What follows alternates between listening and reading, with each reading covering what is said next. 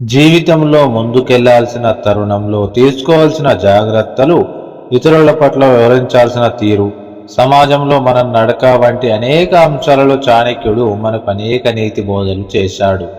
అవన్నీ మన ప్రగతికి ఆయా సందర్భాల్లో ఉపయోగపడతాయి.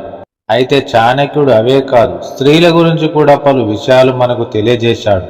అవేమిటంటే అబద్ధాలు చెప్పడం, స్వార్థం, అసూయ, కఠినంగా ప్రవర్తించడం, మూర్ఖత్వం, పరిశుభ్రత పాటించకపోవడం, క్రూరత్వం వంటి అంశాలు చాలామంది స్త్రీల్లో ప్రధానంగా ఉంటాయట.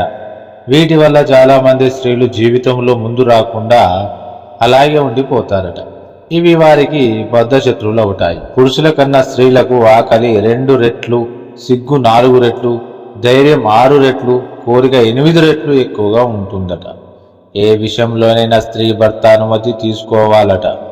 అలా తీసుకోకపోతే ఆ భర్త ఆయుస్సు తగ్గుతుందట. పురుషుడి శరీరంలో ఉన్న బలాన్ని, శక్తిని స్త్రీ ఒక్క దెబ్బకే లాగేయగలదట. యువతి ఎంత అందహీనంగా ఉన్నా మంచి కుటుంబానికి చెందినదైతే వివాహం చేసుకోవచ్చట. కానీ ఎంత అందంగా ఉన్న కుటుంబం మంచిది కాకపోతే అలాంటి యువతిని పెళ్లాడకూడదట. ఆచరణలో పెట్టకపోవడం వల్ల వ్యక్తి జ్ఞానం నశిస్తుందట.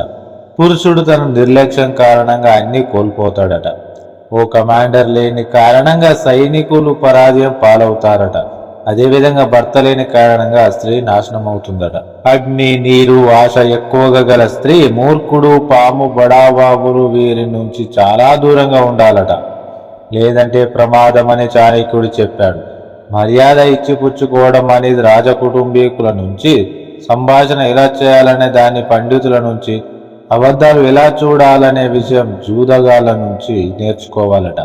ఇత్తడి పాత్రలను బూడిదతో, రాగి పాత్రలను ఆమ్ల పదార్థాలతో ఎలా శుభ్రం చేయవచ్చో అలాగే ఋతుక్రమం అనేది స్త్రీలను శుభ్రం చేస్తుందట. రాజు, మత గురువు, వేశ్యలతో అస్సలు చనువుగా ఉండరాదట. అలా ఉంటే ఎప్పటికైనా ప్రమాదమేనట. స్త్రీ మనస్సును అస్సలు అర్థం చేసుకోలేమట.